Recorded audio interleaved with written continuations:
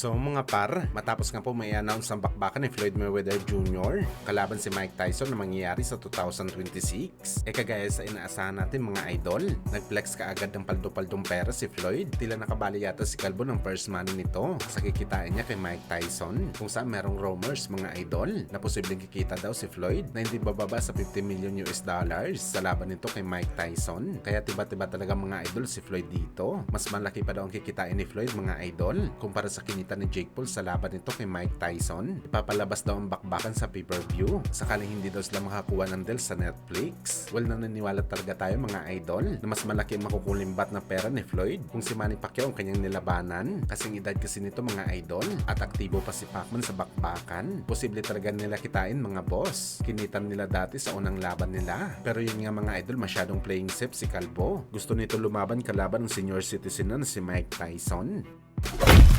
Samantala speaking kay Mike Tyson mga idol, hindi naman daw siya makapaniwala na darating daw ang panahon na maglalaban sila ni Floyd na malayo ang generation nila sa isa't isa. Dalawang legend daw na magkaibang panahon. Mahirap daw paniwalaan mga idol pero mangyayari daw talaga ang bagay na to. At kagaya daw mga idol sa ina-expect ng mga boxing fans kay Mike Tyson, ipapakita rin daw nito ang best niya sa bakbakan. Wala daw siya intensyon na magbiro kay Floyd sa sinasabing exhibition fight. Pero ang tanong dito mga idol, meron pa ba asim si Mike Tyson para wasakin si Floyd? Baka pahabulin lang siya ni Floyd sa loob ng 3 rounds. Tapos kapag hiningal na si Mike Tyson, doon na si Floyd aatake at tapusin ng senior citizen. Nakita na kasi natin mga idol ang galawan ni Mike Tyson sa laban nito kay Jake Paul. Halata naman na dinalalan talaga ni Jake Paul itong si Mike Tyson. Wala ito plano na i-knockout si Tyson, kundi tulungan ito makasurvive sa bakbakan. Posible na ito din ang mangyari sa laban ni Kalbo kay Mike Tyson. Pero gayon pa man mga idol, delikado pa rin kalaban si Mike Tyson. Dahil heavyweight ito mga idol, malayo sa diferensya ng timbang ni Kalbo.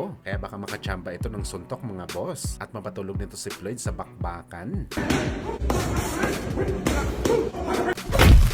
Sa kabilang banda naman mga idol, marami nga po ang kumakalat sa social media sa naging press ko ni Pondora at Thurman kahapon sa PBC kung saan nagtamo daw ng injury si Thurman Boy matapos ito matalisod sa ibabaw ng stage kung saan lumagapak talaga si Thurman pababa mga idol.